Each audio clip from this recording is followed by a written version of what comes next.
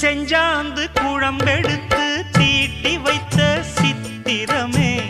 தென்பாண்டி கடல் குளித்து கொண்டு வந்த முத்தினமே தொட்டாலும் கை மணக்கும் தென்பழனி சந்தனமே தென்காசி தூரலிலே கண் விழித்த செண்பகமே பெண்ணாக பிறந்த பல்லாக்கு நீயோ ஈரேழு உலகில் ஈடாக யாரோ நெஞ்சோடு கூடு கட்டி கூவும் குயிலோ பாத கொலுசு பாட்டு பாடி வரும்